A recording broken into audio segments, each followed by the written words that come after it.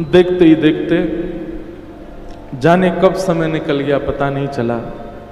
आज पुनः ये कथा अपने विश्राम की ओर, आज मंगलमयी भागवत कथा का विश्राम दिवस यहाँ पर सुव्यवस्थित हो रहा है। श्री वसंत शाह दरबार, आज मुझसे कोई पूछ रहे थे कि आप 4 बार आ चुके हैं वसंत शाह दरबार 1 साल के अंदर, ये वृंदावन से आपका बार बार यहां आना, इसके पीछे कारण क्या है? तो मन में एक भाव आया कि दुनिया के लोग जब भजन करते हैं, दुनिया के लोग जब तप अनुष्ठान करते हैं तो उनके पुण्य बढ़ते हैं, परंतु हमारे वसंत शाह दरबार के वैष्णव और हमारे सिंधी समाज के लोग, ये लोग जो भी भजन पुण्य करते हैं इनसे इनका प्रेम बढ़ता है, इनके पुण्य नहीं बढ़ते हैं। यहाँ सिंधी समाज के लोग, हमारे वसंत शाह दरबार के लोग प्रेम इतना देते हैं, प्रेम के कातिर खिंचे आते हैं। सबसे ऊंची प्रेम सगाई दुर्योधन की मेवा त्यागी, साक विदुर घर खाई, सबसे ऊंची प्रेम सगाई। जब हमारे ठाकुर जी व प्रेम के बंधन में बंध करके इतनो सब कुछ कर सके, अर्जुन के रथ के सारथी बन गए ठाकुर जी। और कैसे बने? बोले भूल गए ठकुराई, सबसे ऊंची प्रेम सगाई। बंधु एक बात कहें,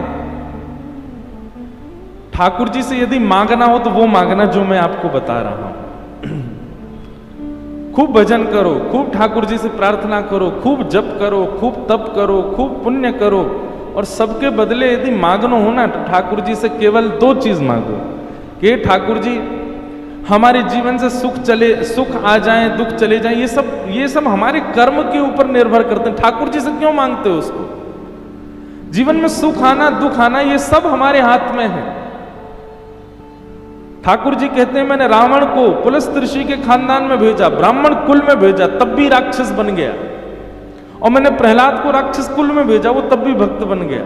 इसका मतलब हमारे कर्म निर्भर करते हैं हमारे गंतव्य किस तरीके का होगा, हमारी गति किस तरीके की होगी, ये हमारे कर्म पर निर्भर करता है।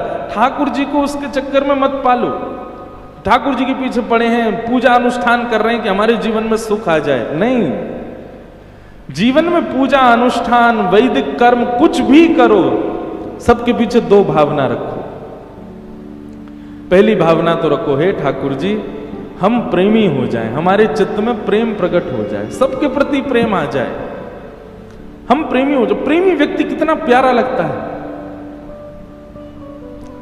जो आपसे प्रेम करे, जो सबसे प्रेम करे।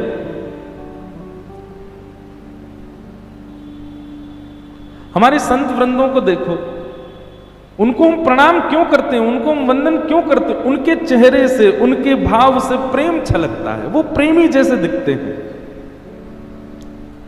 और कोई संत ऐसे ही भौं मोड़ करके बैठा रहता हो 24 घंटा, कौन जाए उसके पास? चला दे भैया तानपुरा, कौन जाए उसके पास?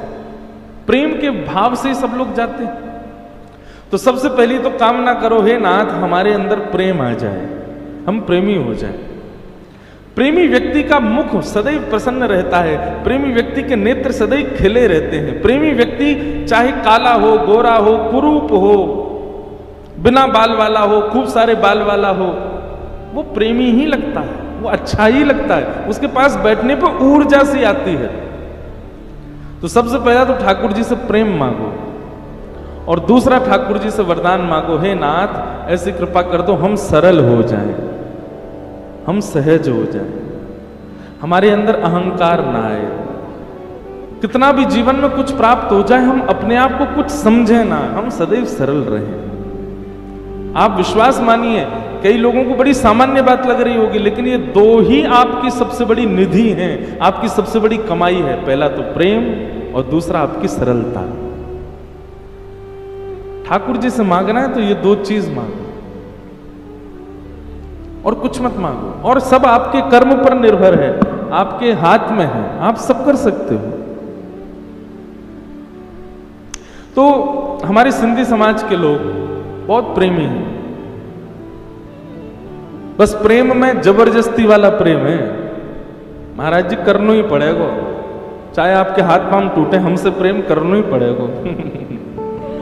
बुरा मत मानना आप लोग, हम ऐसे मजाक में बोल रहे हैं। प्रेम अधिकार देता है जबरदस्ती करने का। ऐसा नहीं है किसी ने जबरदस्ती करी नहीं है हमारे साथ, पर यहां के वैष्णव बहुत प्रेमी हैं, और उसमें भी वसन शाह दरबार के हमारे कालीराम साईं, उनके माताजी, उनकी गृहिणी, उनके बालक सब इतने प्रेमी हैं, इतना प्रेम करते हैं। इसलिए वृंदावन खिंचा चला आता है उल्लासनगर।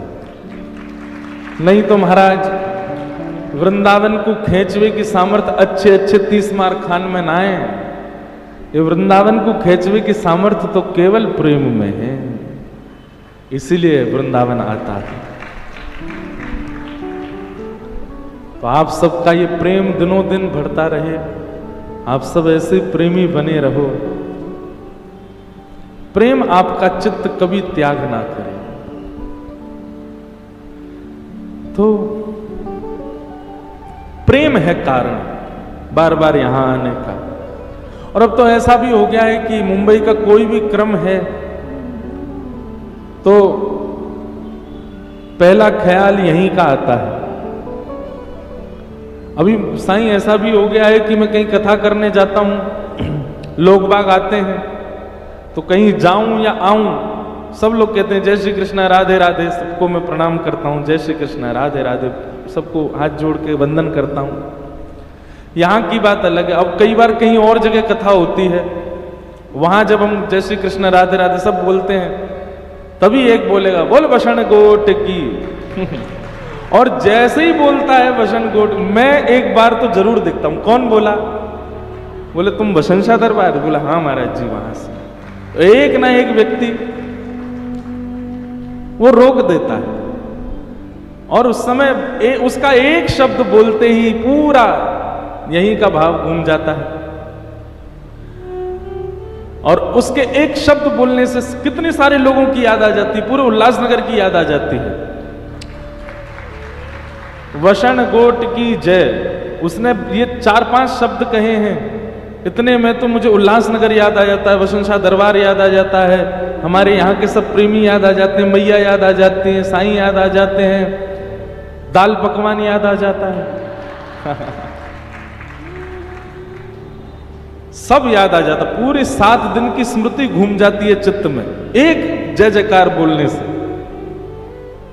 मानो ऐसा हो जाता है जैसे महाराष्ट्र की MH01, MH02 गाड़ियां चलती हैं यहां मुंबई में, और उसमें दिख जाए UP 85। कभी आप लोग कहीं बाहर जाओ और आपको उल्लासनगर की गाड़ी दिख जाए, तो आप एक बार तो जरूर उसमें झांक के देखोगे कौन है, हमारे नगर का कौन घूम रहा।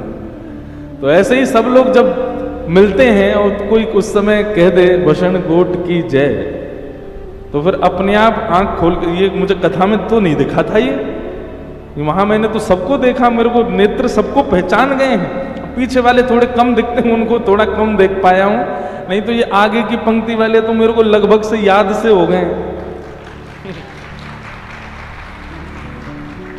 कहीं दिख जाते हैं, कहीं कथा में, अभी नासिक में कथा थी वहां भी बहुत लोग आए, और भी कहीं कथा होती है, नागपुर में कथा थी वहां भी कोई आया, कहीं कथा होती है वहां का एक परिकर भी यदि आ जाता है तो इतने हजारों की याद दिला देता है।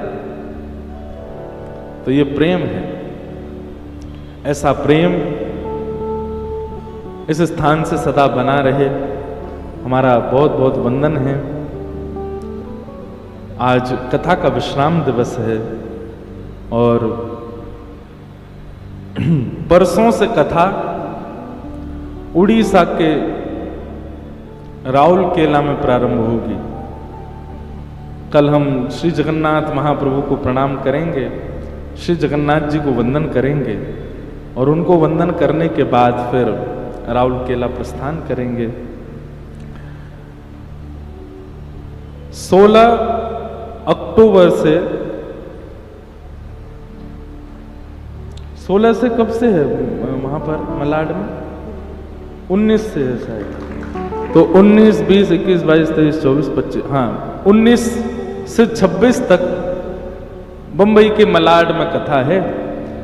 ये मलाड वाले बैठे हैं क्या? तो मलाड में जब कथा होगी उसी समय यहां पर वर्षी महोत्सव चल रहा होगा। तो 26 को मलाड में कथा पूरी करेंगे और रात में ही धावा बोलेंगे यहां पे फिर से। तो आप सब लोग तैयारी कर लो, 26 को खूब उधम मचाएंगे। और इस बार कुछ अलग करने आएंगे हम दो। अब क्या करने आएंगे ये सरप्राइज है, लेकिन कुछ तो अलग होगा। तो 26 को यहाँ आएंगे, 1-2 दिन डेरा डाल के रखेंगे उल्लासनगर पर फिर से। छोड़ेंगे हम ना दर तेरा, इकरार कर लिया है। मैं अपने गुरुदेव के लिए गाता हूं, आज श्री वसंत शाह जी के लिए गाऊं। तूने हाथ जिसका थामा, बंदा बना हरि का। तूने हाथ जिसका थामा, बंदा बना हरि का।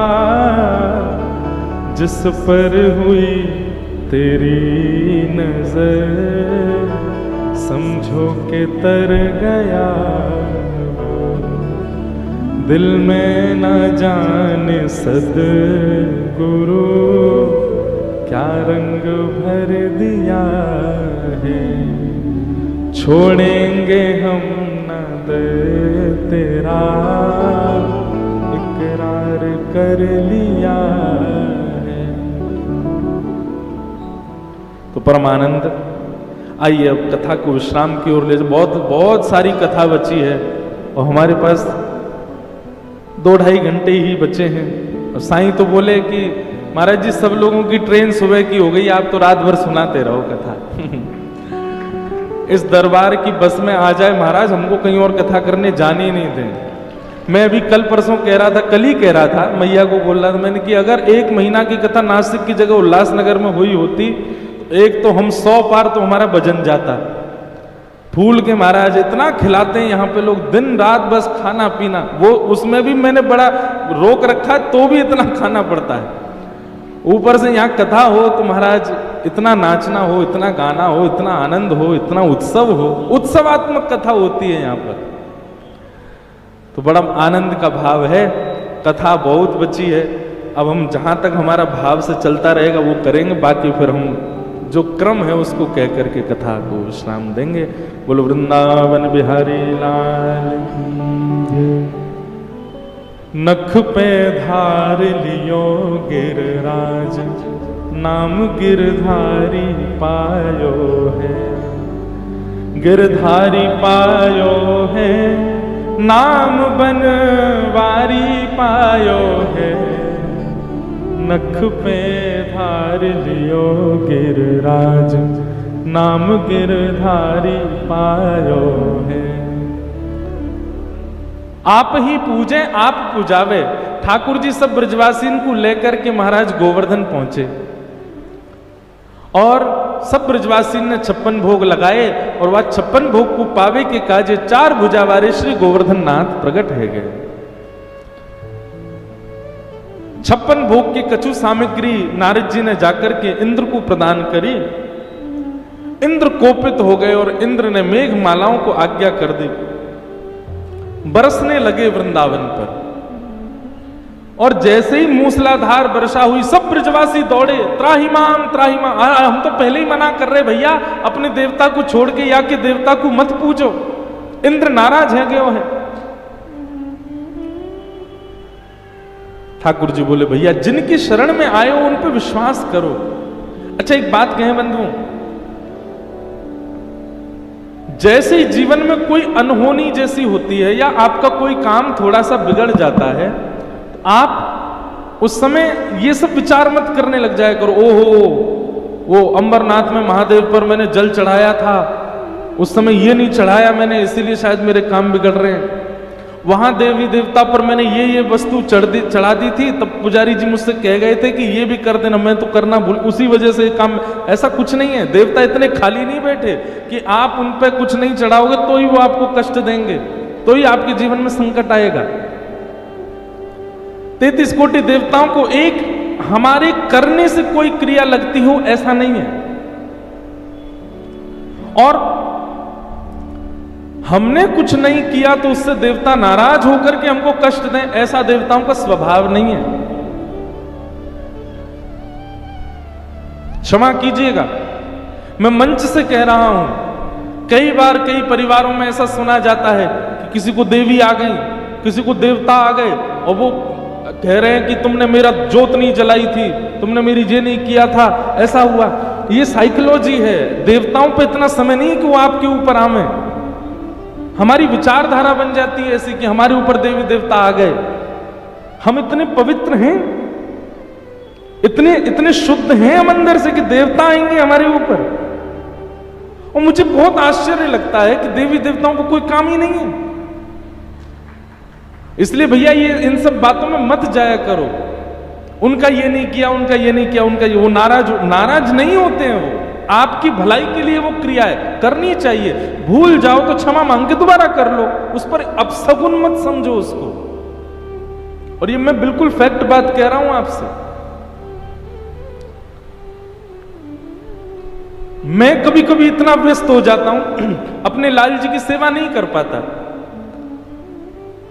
अब ना करने के कारण अब मैं ये सोचूं कि ठाकुर जी नाराज हो रहे होंगे, ठाकुर जी कह रहे होंगे तू ही वंचित है, रो मुझे स्पर्श कर बे तो मोह कोई दिक्कत ना है, तेरी सेवा जा रही है, तू ही मेरे पास ना बैठ पा रहा।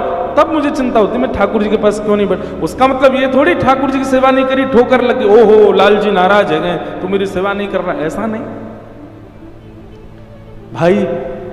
केवल भारत की बात करो, 125 करोड़ हैं हम लोग वैसी भक्ति करते, कितने भक्त हैं भारत में। ठाकुर जी केवल मेरे घर की ही सब्जी रोटी पा रहे होंगे जरूरी थोड़ी है। कितने वैष्णवों के मंदिरों की सेवा कैसी होती है, वैसी सेवा हम कर सकते हैं। ठाकुर जी को प्रसन्न करने के लिए हम सेवा नहीं कर रहे हैं, हम अपने सुख के लिए सेवा कर रहे हैं। वो बात अलग है कि हमारा देह यही होना चाहिए कि वो प्रसन्न हो, बाकी हमारे ना करने से वो रुष्ट हो जाए ऐसा नहीं होता। ठाकुर जी नाराज होने के और भी कारण है ठाकुर जी के। किसी के साथ छल करोगे, कपट करोगे, किसी के साथ जबरदस्ती दुष्कर्म करोगे, तब होते हैं नाराज। ठाकुर जी के साथ आपने कोई सेवा आदि कभी कभी ना कर पाओ तो उससे ठाकुर जी नाराज नहीं होते, और किसी के ऊपर आके हावी नहीं होते वो। इसलिए ऐसी विचारधारा मत रखिएगा।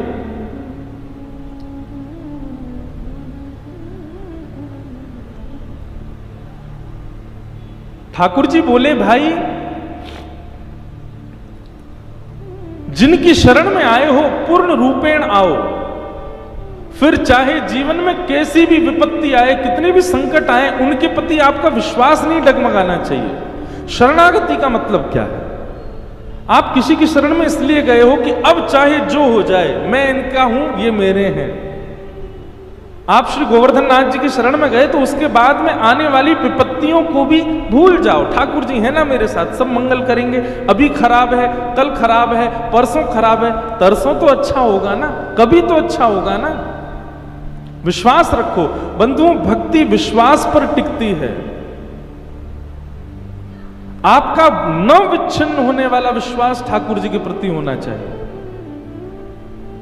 केवल अच्छा ही अच्छा हो रहा है इसलिए ठाकुर जी बढ़िया बढ़िया बने रहो, और नेक खराब हो गई सो ही ठाकुर जी खराब हैं, ठाकुर जी बेकार हैं, ठाकुर जी ऐसे हैं, ऐसा थोड़ी। जीवन में चाहे जैसी परिस्थिति आए आप अपने ठाकुर जी का त्याग मत करो। भाई पुत्र चाहे जैसा हो, पुत्र कम बुद्धि वाला हो, पुत्र अपने शरीर से अपंग हो, पुत्र ठाकुर जी की कृपा से बहुत सुंदर हो, बहुत विद्वान हो, या फिर ठाकुर जी की अनंत कृपा से पुत्र संसार के लायक ना हो, कैसा भी हो, माता पिता त्याग दे क्या उसको? और क्षमा कीजिए, जो माता पिता अपने बालकों को त्याग देते हैं या जो बालक अपने माता पिता को त्याग देते हैं,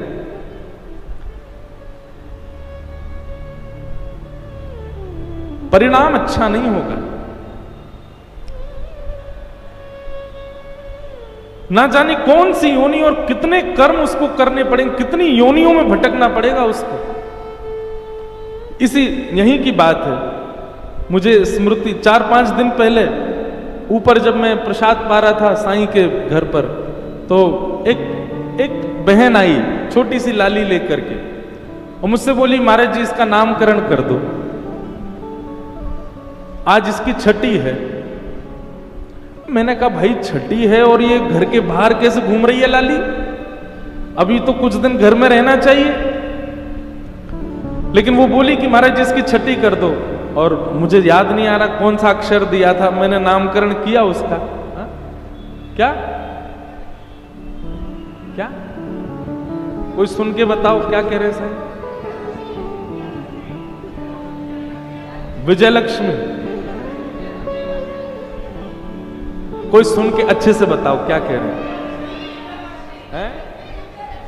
दिव्य लक्ष्मी, पता नहीं क्या नाम, तो मैंने कुछ और रखा था शायद। तो नामकरण किया, बात हाँ 9 से नाम था, नित्या नाम रखा। लेकिन वो बालिका जब आई तो उस पर इतने सारे पैसा बरस गए, तो मैंने कहा नहीं इसका नाम और बड़ा करो, नित्य लक्ष्मी। तो नाम रखा नित्या, हमारी श्यामाजू का नाम है, और नित्या लक्ष्मी उसका लाली का नाम रखा। तो मैंने पता नहीं क्या पूछा था, कुछ पूछा, तो वो बोली कि महाराज जी ये मेरी पुत्री नहीं है, इनकी मां इनको छोड़ के चली गई, तो मैं इनको ले आई हूं। अब कारण जो भी रहा हो, उन्होंने कुछ भी कारण बताया, पर मन इतना ज्यादा विचलित हो गया, इतना ज्यादा मतलब भय से भर गया कि कैसे कोई छोड़ सकता है। ऐसे ही लोग माता पिता का त्याग कर देते, कैसे छोड़ सकते हैं? और जो लोग ये काम कर सकते हैं कि माता पिता को छोड़ दें, अपने बच्चों को छोड़ दें, वैसे तो माता पिता बहुत कम छोड़ते हैं, पर कहीं अभी भी ऐसा होता हो तो वो ठाकुर जी को छोड़ दें, कौन सी बड़ी बात है? ठाकुर जी को भी छोड़ सकते हैं।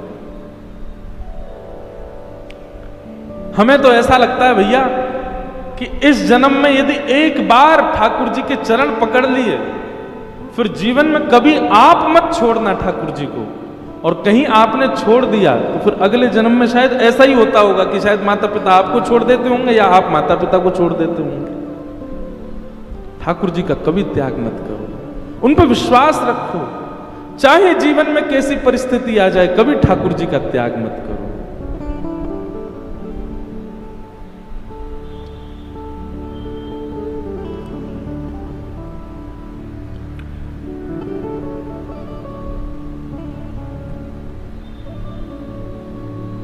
ठाकुर जी ने सब ब्रजवासियों से कहा, जिनकी शरण में आए हो उनकी शरण पर विश्वास तो करो।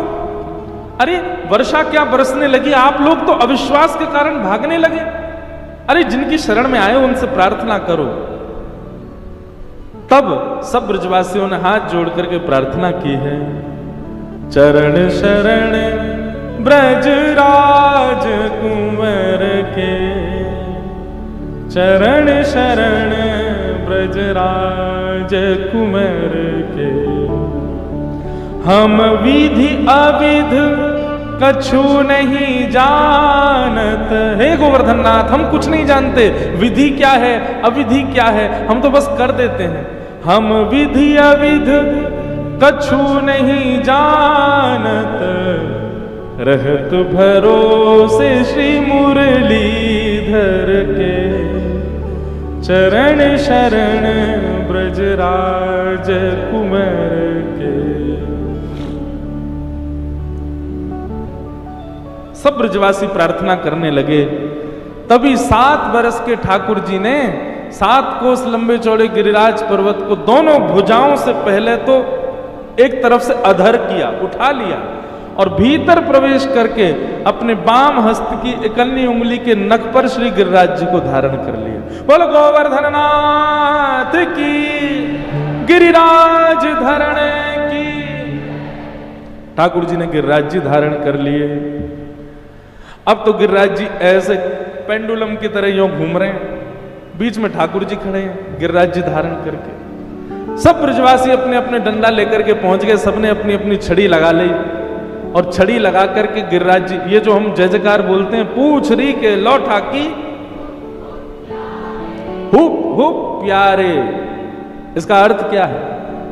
इसका अर्थ यही है, ठाकुर जी को बहुत अच्छी लगती है जय जयकार। जब गिरिराज जी ऐसे, ठाकुर जी बीच में खड़े हैं, दामाडोल हैन लगे, तो जा तरफ गिरिराज जी झुके वही तरफ तो ब्रजवासी अपनी अपनी छड़ी लगावे, और छड़ी लगा करके जैसे जोर लगा के हई सा हम लोग बोलते हैं आजकल, ऐसे ही सब ब्रजवासी जोर जोर से अपनी छड़ी लगा करके हुप हुप ऊपर करें गिरिराज जी को, और जैसे ही गिरिराज जी ऊपर रह जाएं सब कहें बोलो प्यारे की जय हो, प्यारे की जय हो। इसीलिए ये जय जयकार है, पूछ री के लौटा की हुप हुप प्यारे। या तरफ से गिरिराज जी को उठावे, या तरफ से गिरिराज जी को उठावे, बीच में ठाकुर जी अपनी कन्नी उंगली लगा करके खड़े हैं धारण करके। सब ब्रजवासी बोले लाला हमने अपनी अपनी छड़ी लगा ली है, तू अपनी उंगली नीचे कर ले। ठाकुर जी बोले क्या कह रहे हो? बोले अपनी उंगली नीचे कर ले, हमने छड़ी लगा दी, गिरिराज जी टिक गए। लाला हम सबन की छड़ी पर गिरिराज जी टिक गए। ठाकुर जी बोले मतलब तुम्हारी छड़ी पर टिक रहे हैं गिरिराज जी? भाई 7 कोस लंबे चौड़े, मतलब 21 किलोमीटर लंबे, 21 किलोमीटर चौड़े गिरिराज जी तुम्हारी छड़ी पर टिक रहे हैं। मधुमंगल श्रीदाम बोलो तो का तेरी उंगली पर टिक रहे हैं जी? ठाकुर जी बोले और नहीं तो का मेरी उंगली पे टिक रहे हैं ये। ब्रजवासी बोले लाला देख तू बात न मत बनाए कर, हम मैं तेरी नेक सी उंगली, नेक सो लाला, नेक सो हाथ, नेक सी उंगली, और बा ऐसे लगा खड़ो जैसे यही ना उठा रखे हैं का, नीचे कर ले यार, बात करने मत बना, हमने अपनी छड़ी लगा ली है। ठाकुर जी बोले तुमको विश्वास ना है रो मैंने उठा रखे? बोले ना लाला हमें विश्वास ना है, तू उंगली नीचे कर, हमारी सब छड़ी पर टिक रहे, और तू अब नीचे आजा, बैठ जा नीचे। ठाकुर जी मुस्कुराने लगे, बोले भैया जय हो ब्रजवासी इनकी, इनके सामने कछु भी कर लो। प्रेम का ये स्वरूप है बंधुओं, प्रेम जिससे हम करते हैं वो चाहे जितनी बड़ी लीला कर ले, हमारे प्रसन्नता में नेत्र सजल हो जाएंगे, हम प्रसन्न हो जाएंगे, पर उसकी प्रभुता हम स्वीकार नहीं करते। प्रेम का स्वरूप होता है। ठाकुर जी बोले तो भैया संभालो सब, मैं उंगली नीचे कर रहा हूं अपनी। ठाकुर जी ने जैसे ही उंगली नीचे करी, महाराज चट चट चट चट सबकी छड़ियां टूटने लगी। अरे लाला लाला संभाल संभाल संभाल। ठाकुर जी ने फिर से अपनी उंगली लगाई। अब तो सबन की छड़ी टूट गई, सब अपनी छड़ी देख रहे हैं, बोले अरे इतने मोटे मोटे हमारे बांस के डंडा टूट गए, और अब दूर दूर तक कोई छड़ी नहीं है, अकेले ठाकुर जी अपनी इकन्नी उंगली पर धारण करके खड़े हैं। ब्रजवासियों को विश्वास नहीं हो रहा। ठाकुर जी तो मंद मंद मुस्कुरा रहे हैं, कही मैं तो कह रहा हूं कि मैंने ही धारण कर रखे हैं। लाला ये सांची तेने धारण कर रखे हैं? बोले हम बे कैसे? तेरी उंगली में इतना बल कहां से आ गो लाला? तेने इतना बड़ा पर्वत कैसे उठा लियो? ठाकुर जी बोले हम जय जय हैं कि हमारे ऊपर टिक रहा है। अरे हम तो बचपन से ही कहते आए हैं, मैया ते कही, बाबा ते कही, सब सखियन ते कही, मैं ही जय जय हूं, कोई माने ही ना है, हम जय जय हैं। ठाकुर जी ने जैसे ही धारण किया, सब ब्रजवासी बोले लाला तू जो कहोगे सबरी बात मानेंगे, लेकिन यह ना मानेंगे कि तू जय जय, तू जय जय ना है। ठाकुर जी बोले या मानवी में कहा तुम्हें दिक्कत है रही है? अरे मैं ही पर ब्रह्म हूं, मैं ही नाथ हूं, मैं ही त्रिलोकी नाथ हूं, मैं ही नारायण हूं, मैं ही सुदर्शन चक्रधारी। ए चल चल बात मत बनावे, इन सब बातें न मत करे। ये मान लेंगे कि तेरी उंगली पे गिरिराज जी टिक रहे हैं, लेकिन ये नहीं मानेंगे कि तू जय जय, तू भगवान थोड़ी लाला, तू तो हमारा लाला है, तू तो हमारा नेक्स्ट सब कन्हैया है, तू भगवान थोड़ी है। ठाकुर जी के नेत्र सजल हो गए। लाला तू जय जय तो ना है, लेकिन यूं बता दे तेरी उंगली में इतनी शक्ति कैसे आई? मधुमंगल श्रीदामा बोले हमें बता दे, वो कल ते हम उठा ले करेंगे, लाला बता दो दे कैसे आई शक्ति। ठाकुर जी बोले ये स्वीकार कभी नहीं कर सकते कि मैं भगवान। और बंधुओं, मैं कथा में बार बार इस बात को कहता हूं कि ब्रजवासियों से ठाकुर जी का इतना प्रेम इसलिए हुआ क्योंकि ब्रजवासियों के सामने इतने चमत्कार कर दिए, ठाकुर जी ने प्रमाणित कर दिया कि वो भगवान है। लेकिन फिर भी ब्रजवासियों के प्रेम ने ठाकुर जी को लाला ही रहने दिया, कभी भगवान के रूप में परिवर्तित होने नहीं दिया। इसलिए ब्रजवासी अति प्रिय हैं ठाकुर जी को। अब भी कह रहे हैं लाला सच्ची जल्दी बता तेरी उंगली में ताकत कैसे आई? ठाकुर जी बोले जे बोलूं कि मैं जय जाऊं तो तुम्हें मानना ना है, अब दूसरों का तरीका बताऊं मेरी उंगली में कहां से आई ताकत। लेकिन फिर ठाकुर जी कहते हैं हमारे ब्रज का बड़ा प्रसिद्ध भाव, कछु माखन को बल बढ़ो। ठाकुर जी उत्तर दे रहे हैं उंगली में ताकत कहां से आई? कछु माखन को बल बढ़ो और कछु गोपन करी सहाय। श्री राधे जू की कृपा सो मैंने गिरिवर लियो उठाए। अरे ब्रजवासियों, तुम सबन के घर से चोरी कर करके मैंने इतना माखन खायो, आप सबन के बल से निकारो भयो वो माखन, आप सबन के प्रेम से निकरो भयो वो माखन, वो इतना पौष्टिक माखन मैंने चोरी कर करके खायो, वही को बल मेरी उंगली में आएगा। और इतना बल काफी ना है गिरिराज जी उठावे को, तो दूसरा बल मुंह पे कहां से आयो? कछु गोपन करी सहाय। आप सब गोप ग्वाल ब्रजवासी ने मेरी बड़ी सहायता करी। ब्रजवासी बोले लाला हम तो सहायता कर रहे, छड़ी लगा खड़े, छड़ी टूट गई हमारी, हमने तो कुछ सहायता करी ना। लाला हमने कहां सहायता करी तेरी? ठाकुर जी बोले अरे माखन के बल से मैंने गिरिराज जी उठा लिए, लेकिन वाकई बात मेरो बल खत्म है लगो, तो तुम सबरे ब्रजवासी मेरी उंगली की ओर देखन लगे, मेरी ओर देखन लगे, आश्चर्यचकित है करके नेत्र फाड़ फाड़ के मुंह देखन लगे। तो आप सबन की शक्ति आपके भीतर से निकल करके आपके नेत्रन से मेरी उंगली में आ गई। लाखों ब्रजवासी की शक्ति एक उंगली में आ गई और मैंने गिरिराज जी उठा लिए। अब देखो आज का व्यक्ति अगर उसको ठाकुर जी ये बात बोलते वो मानता कभी? क्योंकि हम चतुर बहुत हैं, ब्रजवासियों की तरह सरल नहीं है हम। कितनी आश्चर्य की बात है, बहुत बढ़िया था कि उस समय हम आप नहीं थे ठाकुर जी के संग, नहीं तो इस बात को हम कभी स्वीकार नहीं करते। ठाकुर जी ये कह देते तुम सबरे इनके देखवे तो मुंह में बल आ गए हो। आज का पढ़ा लिखा बच्चा, ये कोई लॉजिक है, ये कोई साइंस है? हमारे देखने से तुम में ताकत कैसे आ गई? इससे तो हो ही नहीं सकता। इसीलिए भैया ठाकुर जी की प्राप्ति के लिए चतुर नहीं सरल होना पड़ेगा। जैसे ठाकुर जी ने कही आप सब सखान ने, आप सब ग्वाल बालन ने मेरी उंगली की ओर देखो, मुंह में ताकत आ गई। ब्रजवासी को ओ हो तभी तो हम कहें आजकल हम कमजोर कैसे है गए, आजकल घबराहट क्यों है रही है हमें? नेक चले और हम हाफ जाएं, इतना घी खामे, इतना मक्खन खामे, इतनी दही खामे, फिर भी हमारी ताकत कहां चली गई है? अब पता चली नंद को लाला ले गए हो। चलो रे भैया 56 भोग खोलो सबरे। ठाकुर जी गिरिराज जी धारण करके खड़े और सब ब्रजवासी वहां 56 भोग खोल खोल के पा रहे। बड़े बुजुर्ग बोले अरे तुम्हें शर्म नहीं आ रही? लाला हमारो गिरिराज जी धारण करके तुम यहाँ 56 भोग खा रहे हो। बोले बाबा तेने सुनी ना अभी, हमारो बल लाला को लगो है, या को मतलब हम खाएंगे, हम पिएंगे, हम हमारे अंदर बल बनेगा, फिर हम लाला को देख लेंगे तो हमारा बल ही लाला में चलो जाएगा। कितने सरल, कितने, और ठाकुर जी खड़े खड़े मुस्कुरा भी रहे हैं और नेत्रों से प्रेमाश्रु भी बहा रहे हैं। कैसे मेरे प्यारे ब्रजवासी, कितने सरल, कितने सीधे। और श्री राधे जू की कृपा सो मैंने गिरवर लियो उठा।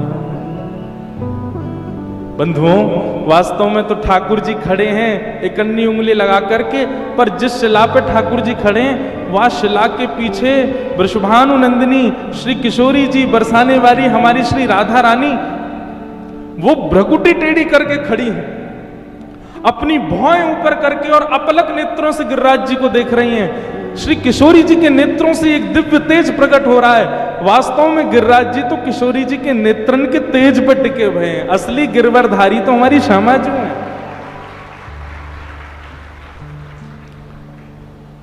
हमारी किशोरी जी ने उठा रखे हैं गिरिराज जी। तो बंधुओं,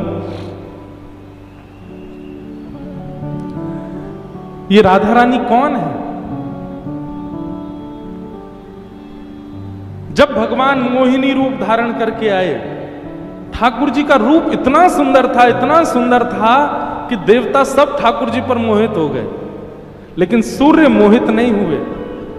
सूर्य के मन में यह भावना आई कि इतनी, सबको तो ये लगे इतनी सुंदर बेटी हो हमारी, पर सूर्य को लगा इतनी सुंदर पुत्री हो मेरी।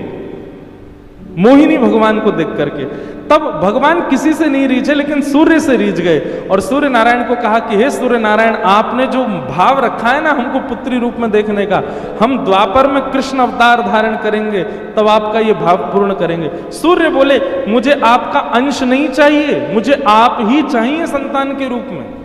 भगवान बोले कैसे होगा? सुनो तो सही पहले पूरी बात। भगवान बोले कैसे होगा? हम अवतार तो कृष्ण रूप में लेंगे और कृष्ण रूप में हम प्रश्नी और सुतपा, ये नंद बाबा वो देवकी और वसुदेव बन के आएंगे, उनके यहाँ हम कृष्ण बन के जाएंगे। अब आपके यहाँ कैसे आ जाएं द्वापर में? या फिर प्रतीक्षा करो कि अगली बार सतयुग त्रेता जब आएगा तब आपके यहाँ संतान बनेंगे। तो सूर्य नारायण बोले नहीं नहीं भगवान, इसी द्वापर में ही आओ। ठाकुर जी बोले एक साथ दो अवतार कैसे हो पाएंगे? सूर्य नारायण बोले वो चिंता आपकी है, वो मेरी नहीं है, आप सोचो कैसे आओगे। तब ठाकुर जी ने विचार किया। और बंधुओं, परब्रह्म परमात्मा साक्षात जगदीश्वर नारायण परब्रह्म विष्णु, वे परब्रह्म ही साक्षात कृष्ण के रूप में पधारे हैं, पर उनकी जो आह्लादनी शक्ति है, नारायण की जो वास्तविक शक्ति है, वही शक्ति ही श्री किशोरी जी के रूप में परिणत हुई है। किशोरी जी के रूप में आई। किशोरी जी कोई विलग नहीं है ठाकुर जी से, वो ठाकुर जी ही हैं। ठाकुर जी का ही पूर्ण बल है, ठाकुर जी का ही स्वभाव है, ठाकुर जी का ही। श्री कृष्ण का स्वभाव क्या, श्री कृष्ण का प्रेम कैसा, श्री कृष्ण के लक्षण क्या? बोले किशोरी जी। किशोरी जी और ठाकुर जी में कोई अंतर नहीं, वही हमारी किशोरी जी बनकर के आई हैं।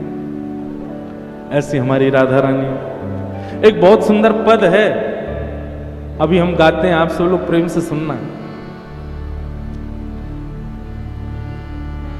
हमारे ब्रज में दो रत्न हैं।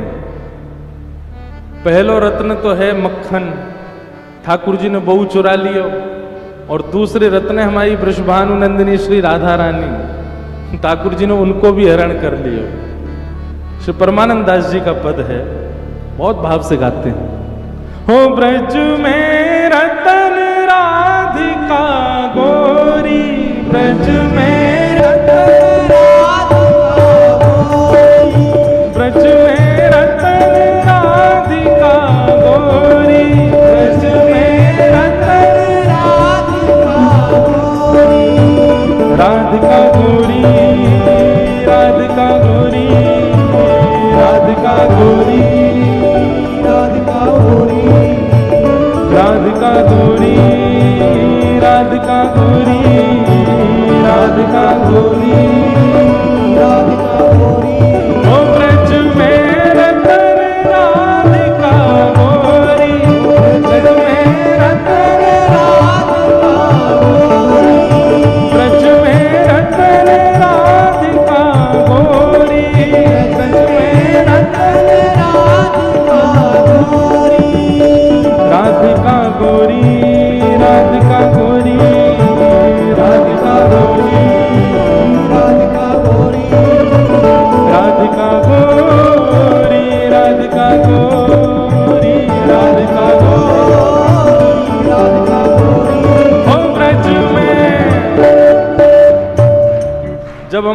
ब्रज में तो जोड़ते कहनी है जय हो ब्रज में, हो ब्रज में, हो ब्रज में रतन राधिका गोरी, हो ब्रज में रतन राधिका गोरी, ब्रज में रतन राधिका गोरी, ब्रज में रतन राधिका। बोलो वृषभानु दुलारी की।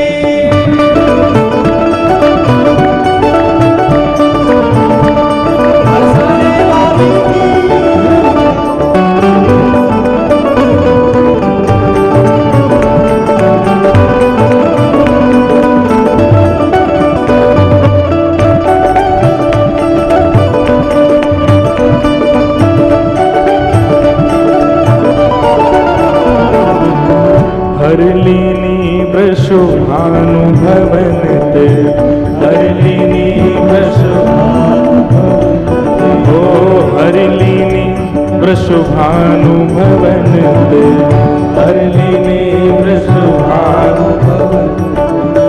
नंद सुवन कर चोरी, नंद सुवन कर चोरी, हे पिय भुज कंद दिए शोभित मन, पिय भुज कंद दिए शोभित मन, पिय भुज कंद दिए शोभित मन, पिय भुज कंद दिए शोभित। हाँ घन दामिनी दुत जोड़ी, घन दामिनी दुत जोड़ी, हो ब्रज में, हो ब्रज में, हाँ ब्रज में रतन राधिका गोरी, ब्रज में रतन राधिका गोरी, ब्रज में रतन राधिका गोरी, ब्रज में रतन राधिका गोरी, राधिका गोरी, राधिका गोरी, राधिका गोरी, राधिका गोरी, राधिका गोरी, राधिका गोरी, राधिका गोरी। ओ ब्रज में, ओ ब्रज में, ओ ब्रज में रतन राधिका गोरी, ब्रज में रतन राधिका गोरी, ब्रज में रतन राधिका गोरी, ब्रज में रतन राधिका। श्री राधिका रानी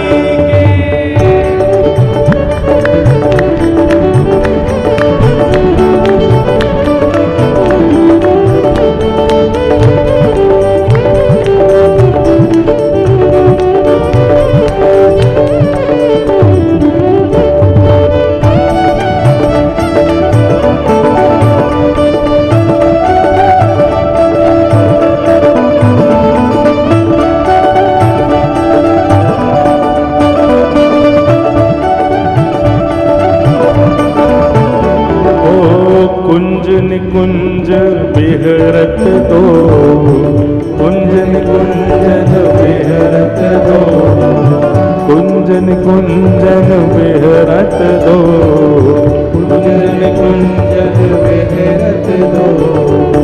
और यमुना तट खोरी, और यमुना तट खोरी, ओ कृष्णदास प्रभु गिरधर नागर, कृष्णदास प्रभु गिरधर नागर, कृष्णदास प्रभु गिरधर नागर, कृष्णदास प्रभु गिरधर। और नागर नवल किशोरी,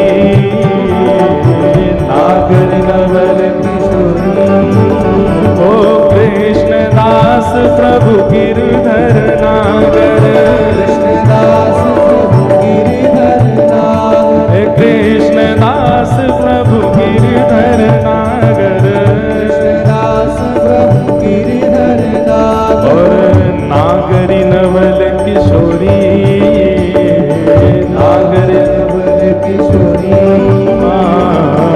नागरी नवल किशोरी, नागरी नवल किशोरी। ओ ब्रज में, ओ ब्रज में, ओ ब्रज में रतन राधिका गोरी, ब्रज में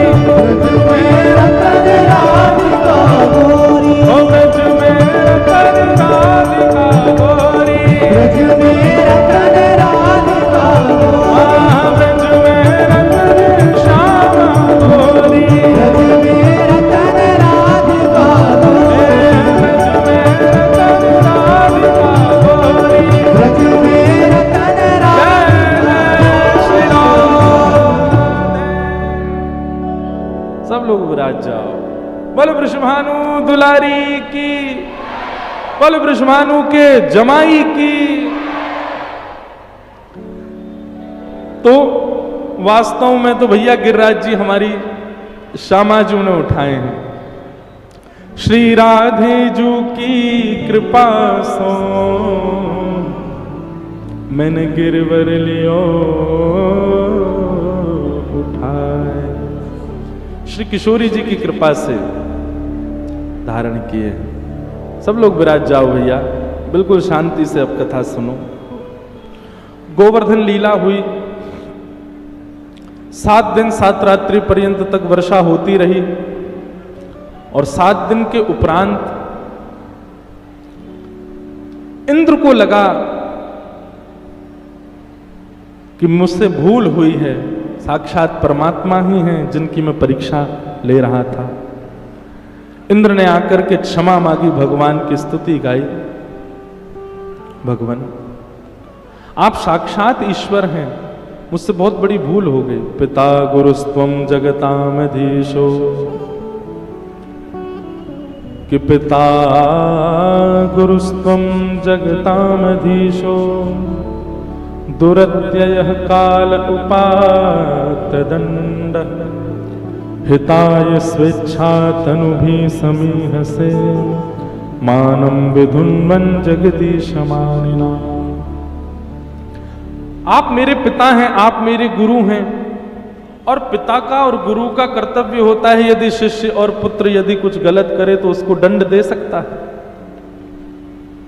आप मुझे दंड दीजिए। ठाकुर जी बोले दंड नहीं देंगे, केवल इतना समझ लो कि ये तुम्हारी फर्स्ट वार्निंग है, आज के बाद ऐसा मत करना। भगवान ने इंद्र को क्षमा किया।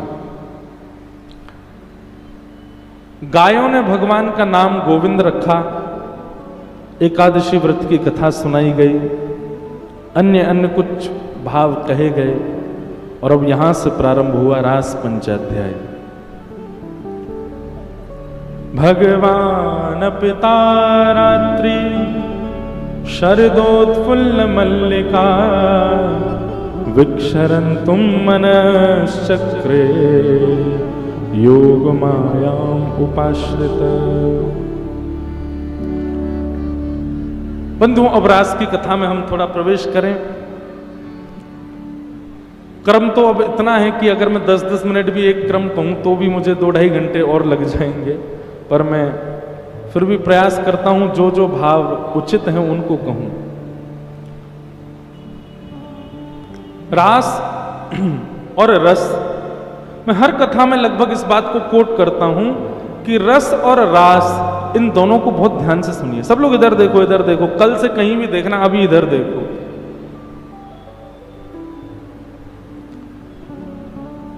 रस का मतलब होता है जब आप ठाकुर जी से मिलने के लिए क्रम करते हो, आप ठाकुर जी से मिलने के लिए योजनाएं बनाते हो, उन सब भावों को रस कहा जाता है।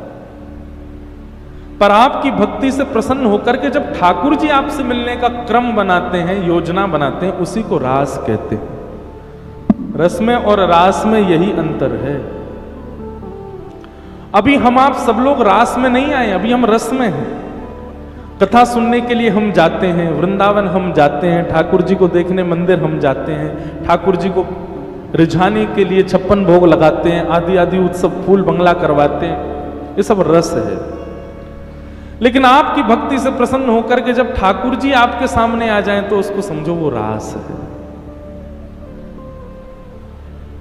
नाम जब कब तक करना है, माला कब तक करनी है, कंठी कब तक धारण करनी है, तिलक कब तक नित्य लगाना है, कथा कब तक सुननी है, जब तक मेरा सुमिरन हरि करें मैं पावा विश्राम, मैं विश्राम में जाऊं, ठाकुर जी अब मुझे याद करते हैं, ऐसी स्थिति हो।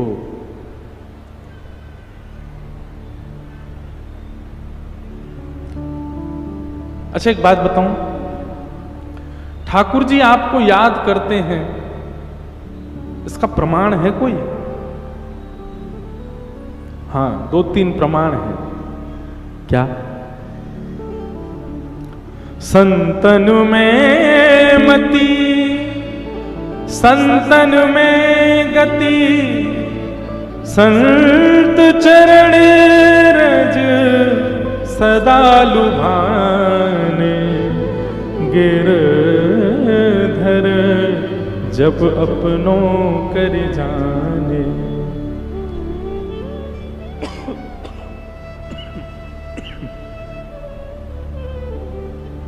संतन में मति संतन में गति, संत चरण रज सदा लुभाने, तब समझो गिरधर अपनों करी जाने।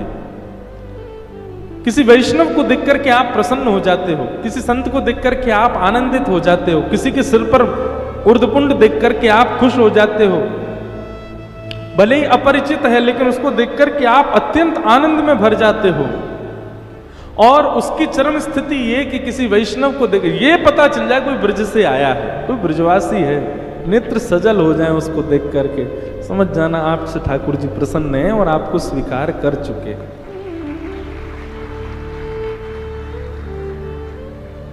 वैष्णवों को देख करके, ब्रजवासियों को देख करके, ठाकुर जी को भजवे वाले ऐसे प्रिय जनन को देख करके आपके चित्त में अत्यंत आह्लाद हो। जैसे अभी आपके चित्त में आह्लाद कब होता है? जब आप दाल पकवान देखते हो तो आह्लाद होता है, कोई बड़ा पाव देखता है तो उसको आह्लाद होता है, या जिस एक्टर को आप बहुत देखते हो वो सामने अचानक से आ जाए तो खुश हो जाते हो, ओहो आह्लाद, महाराज भाग रहे हैं उसके पीछे। ऐसा आह्लाद, ऐसा आनंद, और ऐसा नहीं इससे कई गुना बढ़िया, ये तो संसारी है, बेकार है। बस लगी अब परम सुख मिल गया मुझे, मैं उनसे मिल लिया जो ठाकुर जी के हैं। और इसका मतलब ये नहीं कि आप हमारे लिए सोचो ये बात या किसी अन्य कथा करने वाले के प्रति ऐसी भावना, ऐसा नहीं। अगल बगल में देखो, जिसके गले में कंठी माला हो, जिसके रूप स्वरूप को देख करके ऐसा लगता हो कि हाँ ये तो वैष्णव है, ये तो ठाकुर जी का है, उसको देख करके भी आपको उतनी प्रसन्नता हो जितनी प्रसन्नता किसी भगवत कथा करने वाले को देख के हो रही है, तब समझना। अब नहीं तो मंच पर बैठ के कथा करने वाले को देख के तो सब रीझ जाते हैं, उससे रीझना कोई बड़ी बात नहीं है। ये व्यास मंच है, यहां अपने आप आकर्षण हो जाता है लोगों का, ये कोई बड़ी बात नहीं है। पर उसके प्रति आकर्षण होना जिसको आप जानते नहीं, जिसको कभी सुना नहीं, जो बस वैष्णव भेष में दिख गया फिर भी आपको अच्छा लगे, उसको देख करके प्रसन्नता हो, तब समझना आपको ठाकुर जी स्वीकार कर रहे हैं। गिरधर जब अपनों करी जाने, ताको मन भक्तन की सेवा, संत चरण रज सदा लुभाने, गिरधर जब अपनों करी जाने। तो रस और रास, हम लोग अभी रस में हैं, हम प्रयास करते हैं ठाकुर जी के पास जाने का, हम प्रयास कर रहे हैं ठाकुर जी को रिझाने का, हम प्रयास कर रहे हैं उनको मनाने का, हम प्रयास कर रहे हैं उनकी प्राप्ति का। परंतु एक दिन ऐसा हो जाए कि आपकी रस लक्षणा भक्ति ऐसी हो जाए कि अब आप प्रयास नहीं करते, अब ठाकुर जी प्रयास करते हैं आपसे मिलने का। अब आप तो चाह ही नहीं रहे थे, अभी तो ये होती है योजना आप बना रहे हो, टिकट बुक करा दी 15 दिन बाद की जगन्नाथपुरी जाना है, इसका मतलब हो गया ये रस है, आप प्रयास कर रहे हो, पर कोई क्रम नहीं था, कोई नियोजन नहीं था, अचानक से आपके कार्य से आपको छुट्टी मिल गई और अचानक से ऐसी योजना बनी कि आपको जाना पड़े जगन्नाथपुरी। अपने आप टिकट हो गई, अपने आप सब व्यवस्था हो गई, ये समझो ये रास है, ठाकुर जी बुला रहे हैं, ठाकुर जी पुकार रहे हैं। अच्छा, मैं पता है लोगों से एक बात कहता हूं कि वृंदावन जाने की अपने आप योजना मत बनाओ। आप कहोगे महाराज जी बड़ी व्याकुलता होती है, बहुत परेशानी होती है, बहुत याद आती है, क्या करें?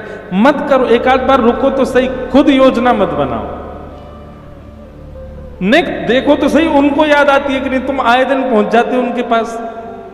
अब भाई तुम आए दिन किसी के घर रोज पहुंच जाओ, वो भी कहेंगे यार ये रोज रोज आ जाता है। वृंदावन में वैसी बहुत भीड़ हो गई है। एक बार मेरे कहे से करके तो देखो, आप योजना मत बनाना वृंदावन जाने की, इंतजार करो। बोले अब हम ठाकुर जी आपसे देखना चाह रहे हैं, आप कैसे बुलवाओगे हमको? संकेत क्या होंगे कि ठाकुर जी बुला रहे हैं? सबसे पहला संकेत, कोई ब्रज से आपके लिए प्रसाद आ जाएगा घर पर बिना बुलाए। यह प्रथम संकेत होगा कि ठाकुर जी ने निमंत्रण भेज दिया है। बोले आजा, लोभ दे रहे हैं, पहले मीठा दे करके लोभ दे रहे हैं, फिर भी मत जाना। दूसरा संकेत क्या होगा? आपके आसपास जहां भी आप रहते हो वहां कोई ब्रजवासी आ जाएगा, ब्रज का कोई व्यक्ति आ जाएगा। ये ठाकुर जी का दूसरा संकेत मानो कि ठाकुर जी बुला रहे हैं। और तीसरी प्रतीक्षा, तीसरा संकेत, रात्रि स्वप्न में ब्रजमंडल का दर्शन हो जाए। यमुना जी, गोवर्धन नाथ जी या वृंदावन के कोई निधि, राधा रमण, राधा वल्लभ बिहारी जी का तनिक सा भी दर्शन हो जाए, बस दूसरे दिन ही पैकिंग कर लेना अपनी। बोले चलो अब नहीं, इससे ज्यादा नहीं तो बुलाएंगे ही नहीं। फिर ये 3 संकेत मिलेंगे ठाकुर जी के, तो समझ जाना कि अब वृंदावन से बुला रहे ठाकुर जी, तुरंत पहुंच जाओ। ये 3 संकेत ब्रज के निमंत्रण हैं। एक बार करके तो देखो ऐसा। आप अपने आप से क्यों टिकट बुक करते हो? अपने आप से योजनाएं, अच्छी बात है आप आए दिन जाओ, लेकिन मेरा तो मानना ऐसा है कि रस में ही क्यों रह रहे हो? एक दिन रास तो होने दो। और जब ऐसी योजना बने तब समझना अब रास हुआ है, अब रास हो रहा है। और उस समय जब आप वृंदावन जाओगे ना, वृंदावन में राधा वल्लभ जी, बिहारी जी, राधा रमण जी के सामने जाकर के भावुक होना तो दूर की बात, आप ट्रेन से उतरोगे या फ्लाइट से जाकर के गाड़ी से वृंदावन में जैसी पैर रखोगे ना, वही सुख का अनुभव होगा जो श्री राधा रमण जी के सामने खड़े होके होता है। वही सुख का अनुभव होगा जो बिहारी जी के सामने खड़े होके होता है। ये रास की परिलक्षणता, ये रास की परिकल्पना है। ये रास होने तो दीजिए। हम ठाकुर जी तो रास करना चाहते हैं, हम करने कहां दे रहे हैं उनको? तो प्रतीक्षा करो। और माफ कीजिएगा, ये प्रतीक्षा 1, 2, 3, 4, 5 वर्ष तक भी जा सकती है। अब कितने दिन की प्रतीक्षा हो ये नहीं कह सकता मैं। कहो तो आज मैंने कही है 2-4 दिन में ही कुछ हो जाए, तो रास होने दीजिए। बंधुओं, प्रतीक्षा ना प्रेम को और सुंदर बनाती है। उस प्रतीक्षा को रहने दिया कीजिए कभी कभी। प्रतीक्षा में जैसे ही आप संयोग को ले आते हैं ना, तो प्रतीक्षा समाप्त हो जाती है। और प्रतीक्षा समाप्त होते ही प्रेम जो है जहां था वहीं रुक जाता है, फिर बढ़ना बंद हो जाता है। प्रतीक्षा, जैसे जैसे प्रतीक्षा होती है प्रेम बढ़ता रहता है।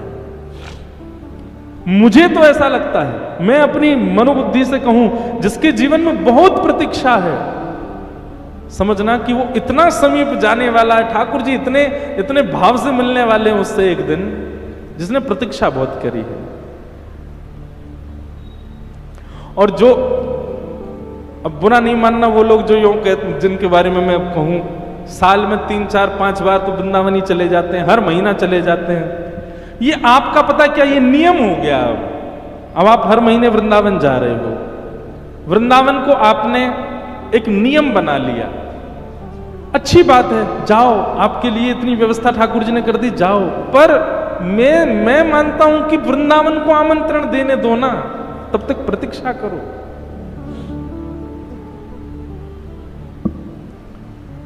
तब होगा रास। रास का मतलब है अब ठाकुर जी याद कर रहे हैं, ठाकुर जी योजना बना रहे हैं आपसे मिलने की, और आप योजना बनाओ, वो है रस। रस और रास, ये अंतर है। गोपियां सब ठाकुर जी से मिलना चाहती हैं, 24 घंटे उन्हीं को निहारना चाहती हैं, उन्हीं को देखना चाहती हैं। पर आज शरद पूर्णिमा का चंद्रमा उदित हुआ, ये वही चंद्रमा है जिस चंद्रमा के लिए ठाकुर जी पहले कह चुके हैं गोपियों को कि मैं शरद पूर्णिमा की रात्रि में आप लोगों से रास विहार करूंगा।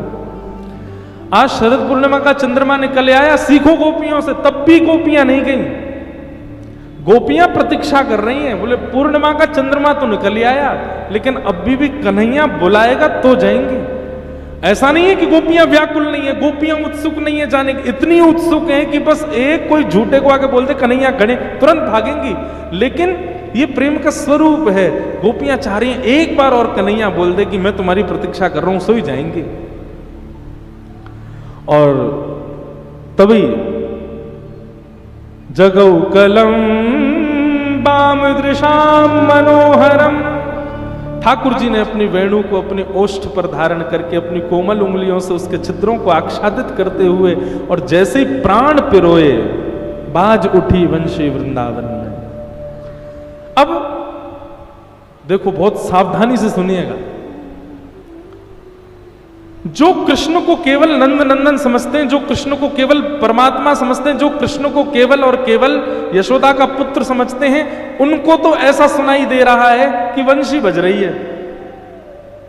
लेकिन जिनके चित्त में कृष्ण के प्रति प्रेम है, उन सबको ध्वनि नहीं सुनाई दे रही, उनको शब्द सुनाई दे रहा है। मानो शब्द आकर के कान में कह रहे हो, अरे गोपी तू यहां बैठी है, वहां कन्हैया कदम्ब के नीचे तेरी प्रतीक्षा करें, जल्दी चल। कथा में भी ऐसा ही होता है। कथा में इतनी भीड़ आती है, पर कथा में सब लोगों को तो ऐसा लगता है कि व्यास जी शब्द बोल रहे हैं, व्यास जी कथा बांच रहे हैं, सामने पोथी में सब देख देख के बोल रहे हैं। पर जिनके चित्त में कृष्ण प्रेम है, उनके नेत्र बंद हो जाते हैं, नेत्र सजल हो जाते हैं। उनको लगता है कि ये कथा नहीं है, ये शब्द नहीं है, ये अक्षर नहीं है, ये साक्षात कृष्ण वाणी है और ये मेरे चित्त के लिए ही मुझे सुनाई जा रही है। मुझे परम शांत, परम आनंदित और भक्ति में और प्रवर करने के लिए ठाकुर जी ही संदेश दे रहे हैं मुझको। कथा में भी ये भेद दिखाई दे जाता है। कई लोग मात्र शब्द सुनते हैं, कई लोग मात्र संस्कृत सुनते हैं, कई लोग मात्र केवल एक भाषा सुनते हैं, पर कृष्ण प्रेम में उन्मुक्त श्रोता तो प्रेम सुनता है। कृष्ण प्रेम में उन्मुक्त श्रोता तो ठाकुर जी का संदेश सुनता है कथा में। वक्ता तो वेणु है। कृष्ण के प्रति प्रेम होगा तो वक्ता की वाणी साक्षात कृष्ण वाणी लगेगी।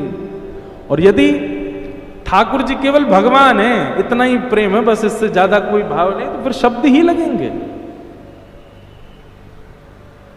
वही हुआ ब्रजमंडल में। जब वंशी बजाई ठाकुर जी ने तो कृष्ण प्रेम उन्मुक्त गोपियां व्याकुल हो गई, मानो कानों में आकर के शब्द कह दिया हो। यहां पर लिखा है जगौ कलम बाम दृशाम मनोहरम। ठाकुर जी ने क्लीम शब्द का उच्चारण किया है वंशी के द्वारा। गोपियों को लग रहा है कि कन्हैया हमको पुकार रहे हैं, और उसी समय गोपियां अपने जिस कार्य में थी वहीं उस कार्य को छोड़ करके भागी। इतना भी विचार नहीं किया कि इसको व्यवस्थित तो कर चले हम। दौड़ी कृष्ण से मिलने के लिए। कोई अपने पति को छोड़ के भागी, कोई बच्चों को छोड़ के भागी, कोई जितने भी रिश्ते नाते हैं संसार के जिनको कभी नहीं त्याग सकता कोई, उन सबको भी छोड़ करके गोपियां भागी कृष्ण से मिलने के लिए। कोई गोपी अपना श्रृंगार कर रही है तो अंज लोचने, अपनी आंखों में काजल लगा रही है। कोई गोपी अपनी बेणी गूंथ रही है, अपनी चोटी बना रही है। कोई गोपी सुंदर अपना श्रृंगार कर रही है, कोई गोपी वस्त्र धारण कर रही है। ऐसी गोपियां भी, वो भी इतना विचार नहीं कर रही है कि भी श्रृंगार पूर्ण नहीं हुआ, इसको पूर्ण तो कर लूं। जैसी थी, शब्द कान में आया, ध्वनि कान में आई, तुरंत दौड़ी वैसी ही अस्त व्यस्त। मतलब गोपियां मानो संकेत कर रही हैं कि कृष्ण संकेत मिल जाए, कृष्ण आगमन की सूचना मिल जाए, और कृष्ण प्रेम भर के बुला रहे हैं, ऐसा कहीं से भी संकेत मिल जाए, उसके बाद विचार मत करो, बस चले जाओ। क्योंकि ठाकुर जी का एक स्वभाव है, वो 3 बार संकेत करके बुला रहे हो तो चले जाओ, चौथी बार बुलाएंगे नहीं, 3 ही संकेत करेंगे। पर यहां गोपियां तो प्रथम संकेत में ही भागी और अस्त व्यस्त ही भागी हैं। सब गोपियां आकर के ठाकुर जी के सामने खड़ी हो गई। भगवान ने सबसे पहले तो गोपियों का स्वागत किया। स्वागतम वो महाभाग प्रियम किम करवाणि व ब्रजस्यानामयं कश्चित् वृतागमन कारणम्। आइए आइए आइए, स्वागतम स्वागतम स्वागतम, पधारो। आप सबका स्वागत है। वृतागमन कारण, आप सबके आने का कारण जान सकता हूं मैं? इतनी रात्रि को अपने पति परिवार सबको छोड़ छाड़ के आप क्यों चली? ऐसा कथा में भी होता है व्यक्ति जब कथा सुनता है 1 दिन 2 दिन 3 दिन 4 दिन लगातार कथा, फिर चौथे 5वें दिन उसके चित्त में अपने आप मैं क्यों आता हूं कथा सुनने, अपनी दुकान बंद करके परिवार वालों से लड़के झूठ बोल बाल क्यों आता हूं यहाँ पे, ठाकुर जी मिलते तो है नहीं, बस विरह देते रहते हैं, व्याकुल करते रहते हैं, प्रेम बढ़ाते, मिलते तो है नहीं, मैं क्यों आता हूं। ये प्रश्न जब चित्त में आए तो समझना ठाकुर जी ने ही पूछा है, ब्रूतागमन कारणम, अपने आने का कारण बताओ, क्यों आए हो यहां पर। अच्छा, तब ठाकुर जी 10 श्लोकों में गोपियों को स्त्री धर्म बताते हैं। तुम सब पतिव्रता नारी अपने अपने पतियों को छोड़ आई, राम राम राम राम राम, तुमको पता कितना बड़ा पाप है ये।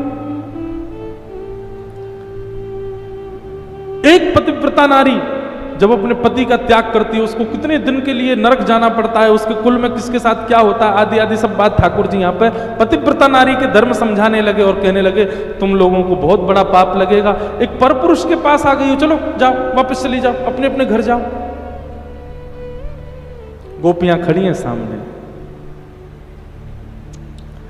10 श्लोकों में भगवान ने गोपियों से कहा जाओ वापस अपने घर लौट जाओ, और जब 10 श्लोक बाद भगवान मौन हो गए, गोपियां बोली अब हम कुछ कहें। ठाकुर जी बोले बोलो। और गोपियों ने यहां पर प्रणय गीत कहा। मुझे सबसे ज्यादा प्रिय है प्रणय गीत श्रीमद् भागवत में, इतना सुंदर गोपियां उत्तर दे रही हैं, गोबर थापने वाली अनपढ़ कोई स्कूल में नहीं गई है, पर ब्रह्म को उत्तर दे रही हैं कि हम क्यों आई हैं। मैवं विभोर्हति भवान् गदितुं नृशंसम् संत्यज्य सर्व विषयांस्तव पादमूलम् भक्ता भजस्व दुर्वाग्रहमात्यजास्मान् देवो यथादि पुरुषो भजते मुमुक्षु। गोपियों की शब्दावली अद्भुत। गोपियां कह रही हैं श्याम सुंदर तुम भोक्ता हो और हम भात हैं। पीड़ा भात को होती है निर्माण करने में, स्वयं को उबालना पड़ता है, स्वयं को तपाना पड़ता है, स्वयं को बहुत विचलित करना पड़ता है, तब जाकर के भात निर्माण होता है। भोक्ता तो क्या करता है, दाल डाल के खा लेता है, उसको क्या पता कि भात कितनी मेहनत से बना है। कन्हैया तुम भोक्ता हो, तुमको क्या पता हम कितनी पीड़ा सह करके बनते हैं। सब लोग सावधानी से कथा सुनो। भक्त बनना आसान नहीं है बंधु। जो कभी तपा ना हो, जिसने कभी विरह वेदना ना सही हो, जिसको कभी किसी ने भक्ति करने से रोका ना हो, जिसकी भक्ति पर कभी किसी ने उपहास ना किया हो, समझना अभी वो भक्त बना नहीं। जिसने उपहास भी सहा है, जिसने रुकावटें भी सही हैं, जिसने बहुत ठोकरें खाई हैं, जिसने बहुत श्रम करके बड़ी मशक्कतें करके ठाकुर जी को देख पाता है, बहुत मेहनत करके कथा सुन पाता है, बहुत सारी परेशानियों से जूझ करके ठाकुर जी से प्रेम कर पाता है, असली भक्त वही है, उसका निर्माण हुआ है। इसका मतलब ये नहीं है कि जिनको सहजता से भक्ति मिल जाती है वो भक्त नहीं, उन्होंने पूर्व जन्म में सहा होगा, लेकिन भक्ति का वरदान सहजता से नहीं आता। हमने आपने कभी ना कभी तो सहा है, कभी ना कभी तो सहा है अपने जीवन में। सहने के बाद ही भक्ति आती है जीवन में, क्योंकि भाई अध पके चावल तो कच्चे हो जाते हैं, खाओगे तो वादी करेंगे, खाओगे तो अपच कर देंगे। भक्त और भात की एक ही जाति होती है। जिस प्रकार भात पूर्ण रूपेण उबल कर खोल करके बनता है, ऐसे भक्त भी बहुत परिश्रम करके बनता है। ये बात गोपियां कह रही हैं ठाकुर जी से, और हम गोपियां वही उष्ण जल में तपी हुई, उबली हुई और हर प्रकार से संकटों से घिरी हुई होकर के आपके पास आई हैं ठाकुर जी। सब लोग नेक नेक खिसक जाओ भैया, नेक व्यवस्थित हो जाओ, भाव से बैठो। बोलो वृंदावन बिहारी लाल की जय, श्री राधा रमण लाल की जय। गोपियां ठाकुर जी से एक बात कहती हैं, कन्हैया। बंधुओं, प्रेम किसे कहते हैं बहुत ध्यान से सुनना। गोपियां कहती हैं, हमारा प्रेम ऐसा नहीं है श्याम सुंदर कि आप हमको दिन में एक बार दिखो, हमसे आके मिलो, हमारा स्पर्श करो, हमसे बातें करो, हमारे साथ रहो। हमारा प्रेम ऐसा नहीं है। हमें ना स्पर्श की इच्छा, ना मिलन की इच्छा, ना देखने की इच्छा, ना सुनने की इच्छा, ना हमारे संग रखने की इच्छा। हमारा प्रेम तो केवल इतना है, एक बार आप हमसे बस इतना स्वीकार करके कह दो कि हां, तुम्हारा प्रेम मैंने स्वीकार किया। बस आप केवल इतना कह देंगे ना कि हमने स्वीकार किया, पूरा जीवन ऐसे ही निकाल देंगे हम, कभी मत मिलना हमसे। हमारा प्रेम, हम व्यभिचारिणी नहीं है ठाकुर जी, हम व्यभिचारिणी नहीं है। हम आपसे कुछ और नहीं चाहती हैं, केवल इतना चाहती हैं कि आप केवल इतना कह दो कि हां हे गोपियों, मैंने तुम्हारा प्रेम स्वीकार कर लिया, मैं भी तुमसे प्रेम करता हूं। आप इतना कह दो, पूरा जीवन हमको दिखना ही मत, हम ऐसे ही रह लेंगे, लेकिन प्रेम आपसे ही करेंगे। ऐसा हमारा प्रेम। नारद जी ने नारद भक्ति सूत्र लिख दिया, और नारद भक्ति सूत्र में कहा प्रेम क्या है? बोले यथा ब्रज गोपिका नाम, जैसी ब्रज की गोपियों का है। मिलन को प्रेम नहीं कहते, प्रेमी दिखे वो प्रेम नहीं। बस हमारा प्रेम है, उसने हमारा प्रेम स्वीकार कर लिया, बस यही प्रेम। और ये संसार में किसी से नहीं होता। भूल करके भी इसमें संसारी भावनाओं को मत ले आना, नहीं मुझे डंडे पड़ेंगे ठाकुर जी से बाद में। बोले तू कौन सा प्रेम सिखा के आया? ये संसार में किसी कन्या से या किसी पुरुष से होने वाला वो प्यार, वो आप सिनेमा वालों से सीखो। हम जो यहां चर्चा कर रहे हैं ये स्वच्छंद स्वच्छ प्रेम, जो केवल और केवल श्री राधा रमण जी से हो सकता है और किसी से नहीं हो सकता, जो केवल सदगुरु से हो सकता है और किसी से नहीं हो सकता, जो केवल वैष्णवों से हो सकता है, ठाकुर जी की लीला से हो सकता है, ठाकुर जी के धाम से हो सकता है, उस प्रेम की चर्चा है यहां पर। कदापि किसी भी रूप में आप इस प्रेम को किसी व्यक्ति विशेष से मत जोड़ दीजिएगा, आपको कुछ नहीं होगा, डंडा मुझ में पड़ेंगे। प्रेम संसार में तो हो ही नहीं सकता। गोपियां कह रही हैं हमारा प्रेम मिलन का नहीं है नाथ, तत्सुखे सुखित्वम, जिसमें आप सुखी रहोगे उसमें हम सुखी। और यदि मेरे रोने से तुमको आए हंसी तो मैं रो रो के तुमको हंसाया करूं। मेरे गिर जाने से आपको प्रसन्नता होगी तो मैं गिर जाऊंगा। आप प्रसन्न रहो, राजी रहो, बस और कुछ नहीं चाहिए। इतना प्रेम है बस। लोग इस विषय को काम भावना से देख लेते हैं, ठाकुर जी के इस रास विहार को। राम राम राम, छी गंदे हैं वो लोग, और ऐसे लोगों के संग रहने वाले भी गंदे, कभी नहीं।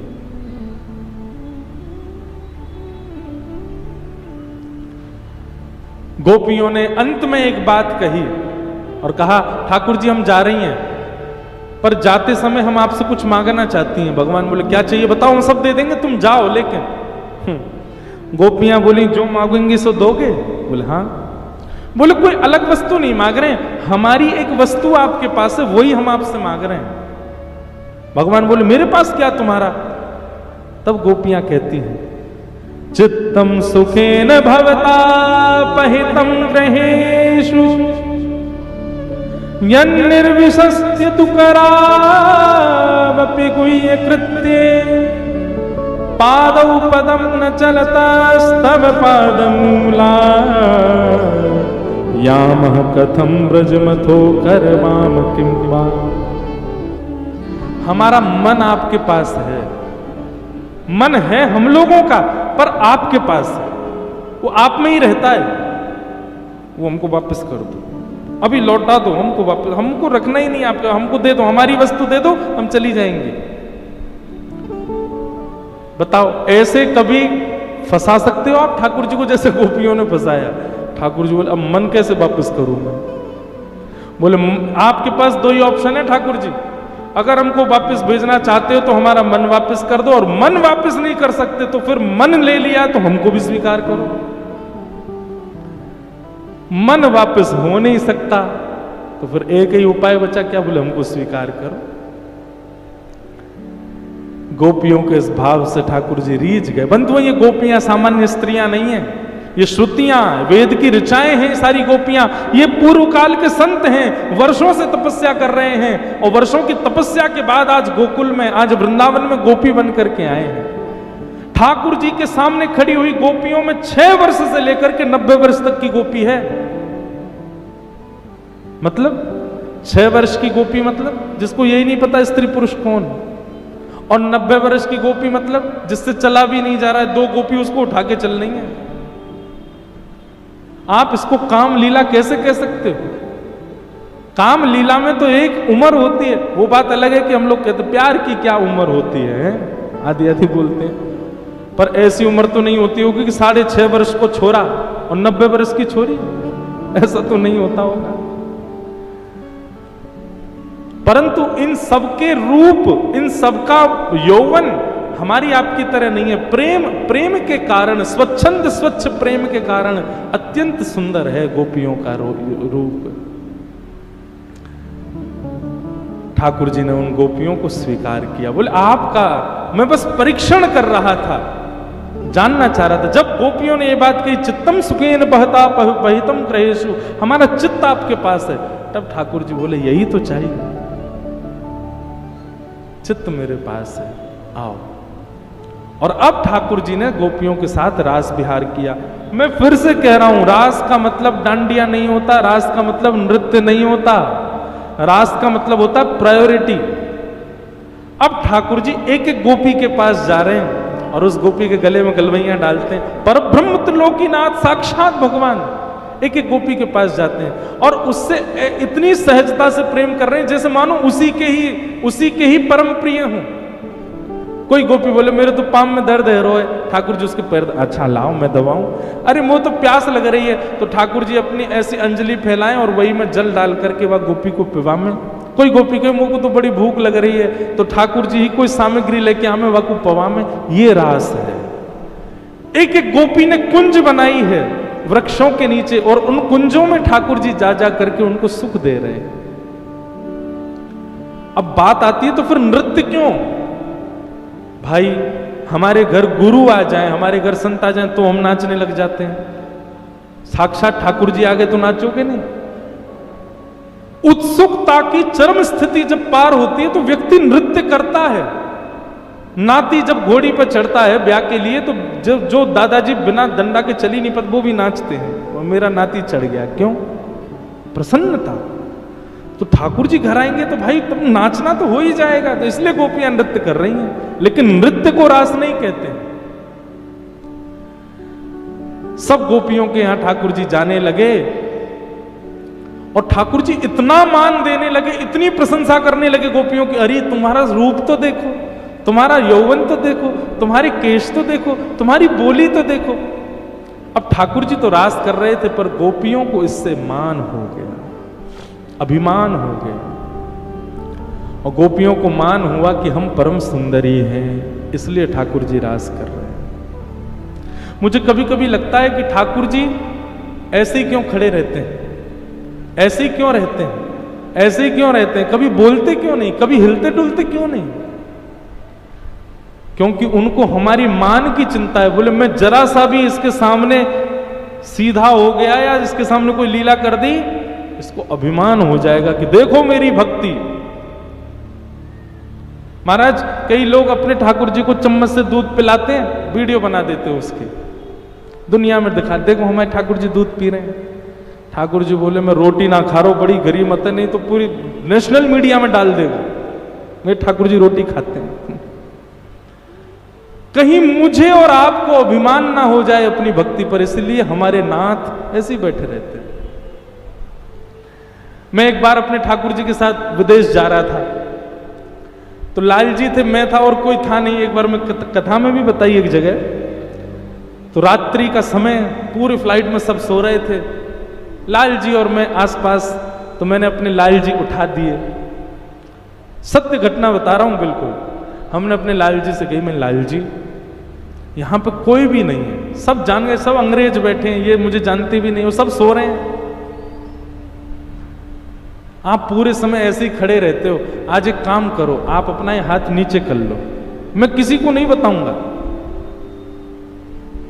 और मैं बार बार क्या करूं, मैं 10 तक गिनती गिनना हूं, आप हाथ नीचे कर लेना, फिर देखूंगा मैं 1 2 3 4 5 6 7 8 9 10। ठाकुर जी यूं ही खड़े। आज मैंने कहा, अच्छा तो हाथ नीचे मत करो, एक बार आंखें जो आपकी नीचे रहती हैं एक बार अपने आप ऊपर कर लो, कुछ तो करके दिखा दो, मैं किसी को नहीं बताऊंगा। खूब प्रयास किए, ठाकुर जी ने कुछ नहीं किया। सो मैं नाराज होके ठाकुर जी को झांपी जी में धर के मैंने, बैठे रहो, तुम तो कुछ करोगे ही नहीं। अरे मैं कह रहा हूं, मैं कोई से ना कहूंगा। अचानक अपने आप ही मन में अपने आप ही भाव आया, मानो ठाकुर जी बोल रहे हो, बोले तू सबसे पहले कथा में जाके सुनाएगा, मेरे ठाकुर जी ने हाथ नीचे कियो। बोले तो ना दिखाऊंगा मैं, तू तो मानेगो ही ना, नेक में जाके बता देगो सबन को। अपने आप ही मन में भाव आया, फिर ठाकुर जी को खोल के मेरी क्षमा, ऐसे ही रहो। तब ये बात मन में आई कि ठाकुर जी हमें कहीं मान ना हो जाए, इसके लिए ठाकुर जी मूर्ति बने खड़े रहते हैं। नहीं तो सोचो, जगत नियंता जगदाधार त्रिलोकीनाथ वो मंदिर में खड़े रहते, कई बार चूहा चूहिया घूम जाते हैं वहां से, फिर भी बेचारे हिलते डुलते नहीं, ऐसे खड़े रहते हैं। कुछ भी हो जाए वो हिलते डुलते भी नहीं, उनको कोई, वो किसी के बंधन में थोड़े ही, लेकिन केवल और केवल मूर्तिमंत होकर के खड़े हैं कि कहीं मुझे और आपको अभिमान ना हो जाए कि मेरी भक्ति की सामर्थ्य देखो, मेरे ठाकुर ने ऐसा किया। ठाकुर जी को आपके अंदर क्रोध आ जाए, आपके अंदर लोभ आ जाए, काम भी आ जाए, ठाकुर जी को इतनी चिंता नहीं होती। ठाकुर जी कहते संभल जाएगा, लेकिन अभिमान आ जाए, ठाकुर जी कहते अब नहीं संभल पाएगा। इसलिए भैया मान मत आने दो। गोपियों को मान आ गया, और जैसे ही गोपियों को मान आया, ठाकुर जी को पीड़ा हो गई। बोले यही नहीं चाह रहा था मैं कि मैं इतना सहज हो जाऊं, इससे इनको मान ना हो, और वही हो गया, गोपियों को मान हुआ। ठाकुर जी देखते ही देखते गोपियों के बीच से अंतर ध्यान हो गया।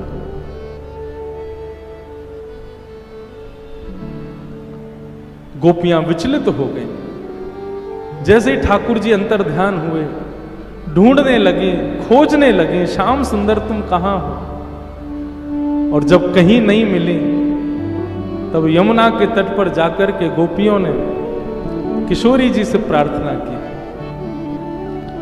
हे सुन राधिका दुलारी, तेरे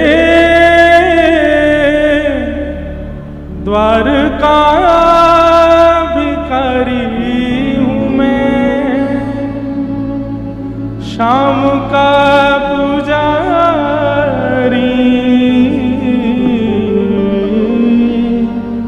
एक पीड़ा है हमारी, हमें शाम ना मिला, हमें शाम ना मिला, हमें शाम ना मिला, हमें शाम ना मिला।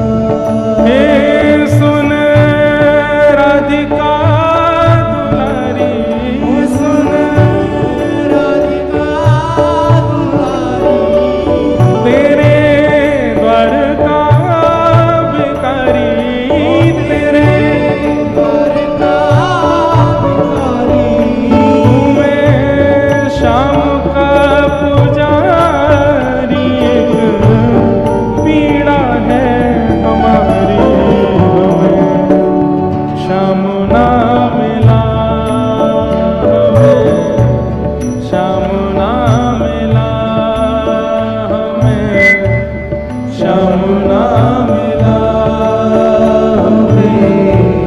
शाम ना मिला। बोले वृषभानु दुलारी की। किशोरी जी से प्रार्थना करेंगे तभी शाम श्याम सुंदर मिलेंगे। सब लोग नेत्र बंद करके हमारी वृषभानु नंदिनी का स्मरण करो, भाव से गाओ।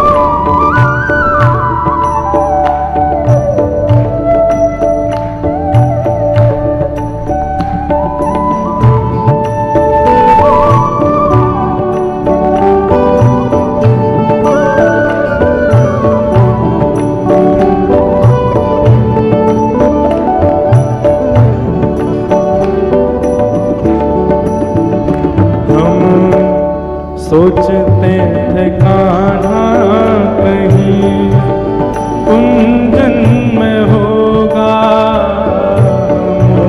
सोचते थे कान्हा कुंजन में होगा, हम सोचते थे कान्हा कहीं कुंजन में होगा,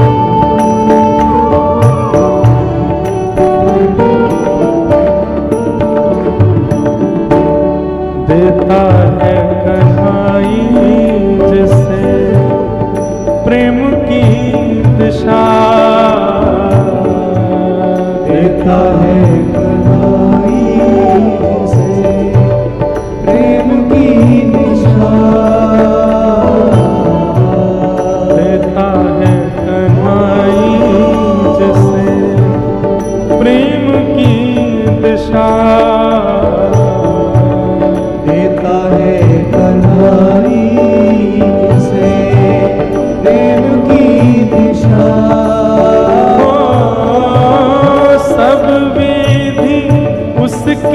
लेता है परीक्षा हो, सब विधि उसकी लेता है परीक्षा।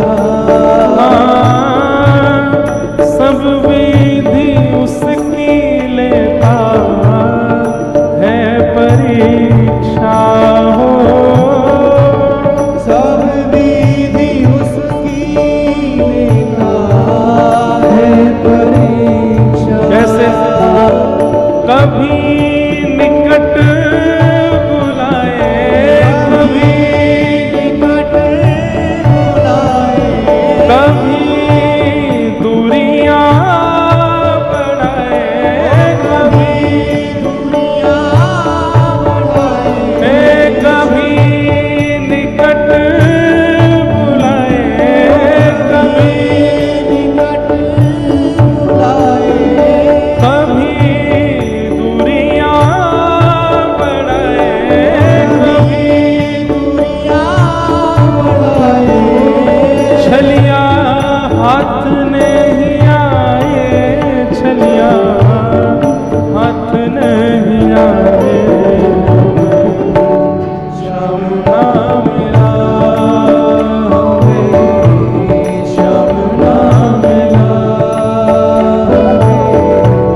श्याम ना मिला, श्याम ना मिला। हे सुने राधिका दुलारी, सुने राधिका दुलारी, तेरे द्वार का भिखारी, तेरे दर का भिखारी, मैं श्याम का पुजारी, पीड़ा है हमारी, हमें श्याम ना मिला, श्याम ना मिला, श्याम ना मिला, श्याम ना मिला। ओ अपना यहाँ जिसे कहे सब कोई, अपना यहाँ से कहे सब कोई, अपना यहाँ जिसे कहे सब कोई, अपना यहाँ से कहे सब कोई। उसी के लिए ही मैं दिन रात रोई, उसी के लिए दिन रात रोई। उसके लिए मैं ही दिन रात रोई। उसी के लिए दिन रात रोई। नेहा दुनिया से तोड़ा, नेहा दुनिया से तोड़ा, नाता सावरे से जोड़ा, नाता सावरे से जोड़ा। हे नेहा दुनिया से तोड़ा, नेहा दुनिया से तोड़ा, नाता सावरे से जोड़ा, सावरे से जोड़ा। पर उसने ऐसा मुख मोड़ा, मुझे कहीं का न छोड़ा, श्याम ना मिला, श्याम ना मिला, श्याम ना मिला, श्याम ना सब लोग गाओ भाव से। सुने राधिका दुलारी राधिका दुलारी तेरे द्वार का भिखारी तेरे द्वार का भिखारी हूँ मैं शाम का पुजारी एक पीड़ा है हमारी। कब तक कथा सुननी है? लोग पूछते हैं कब तक कथा सुननी चाहिए, और मेरे मन में कभी कभी मुझसे ही प्रश्न आता है कि मैं कब तक कथा कहूं, जब तक इस पंक्ति को मैं ऐसा ना गा दूं। कब तक? हमें शाम मिल गया, हमें शाम मिल गया, हमें शाम मिल गया, हमें श्याम मिल गया ओ हमें शाम मिल गया, हमें शाम मिल गया, हमें श्याम मिल गया हमें श्याम मिल गया। बोलो वृषभानु दुलारे की जय।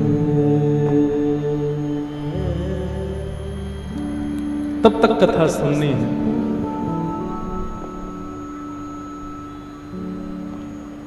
तक कथा गानी है, जब तक ठाकुर जी मिल ना जाए। गोपियों ने गोपी गीत गाया, जयति तेधिकं जन्मना व्रजः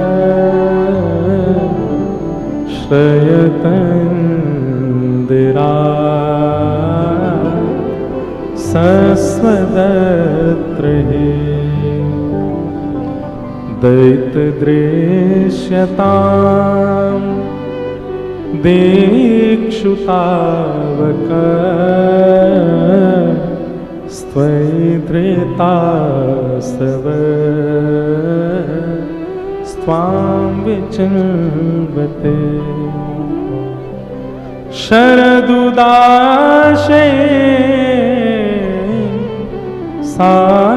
साधुजातस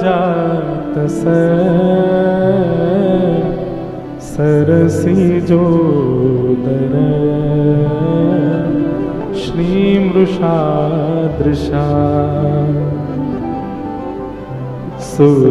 सुरतनाथ ते अशुल्कदासिका वरदने घ्नतो नेह किं वद। जितने भी यहाँ ठाकुर जी के अर्चक सेवक बैठे हैं, बहुत ध्यान से सुनना। सेवा करते करते जब अभिमान लगे, अभिमान मतलब अभिमान कोई ऐसा नहीं आएगा आपको कि ओहो मुझे मेरे ठाकुर जी प्रकट हो गए, मेरे ठाकुर जी ने। अभिमान इतना आएगा कि मैं देखो कितनी अच्छी सेवा करता हूं, ये अभिमान आएगा। देखो तो सही मैंने कितना सुंदर श्रृंगार किया, 4-5 लोगों को पकड़ पकड़ के ला रहे हैं, देखो तो सही मेरे ठाकुर जी, देखो देख मैंने श्रृंगार किया, मैंने ऐसा बनवाया, वृंदावन से ये बनवा के मंगवाया, मुंबई के ज्वेलर से मैंने ज्वेलरी बनवाई। ये सब अभिमान है।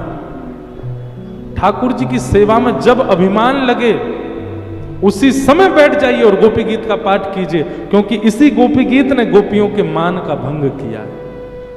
इसी गोपी गीत से ही मान टूटा है गोपियों का। और भैया हमारी प्रार्थना आपसे, बाकी के जितने दोष हैं सबसे बच जाओगे आप, ये मान मत करो कभी, और ठाकुर जी की भक्ति का तो कभी भी नहीं।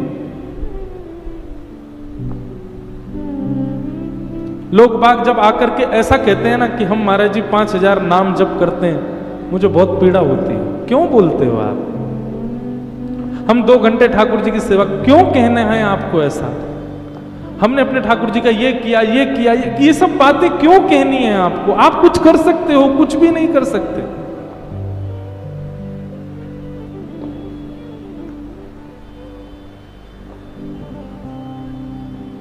गिनती करनी है तो अपने दुष्कर्मों की करो, गिनती करनी है तो अपने बुरे विचारों की करो, गिनती करनी है तो अपने द्वारा किए गए गलत कामों की करो। ठाकुर जी के भक्ति की गिनती क्यों?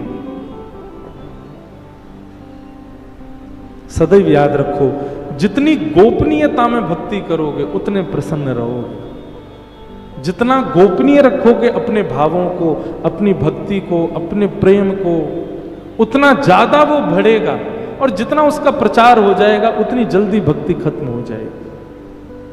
इसका अनुभव मुझे होता है।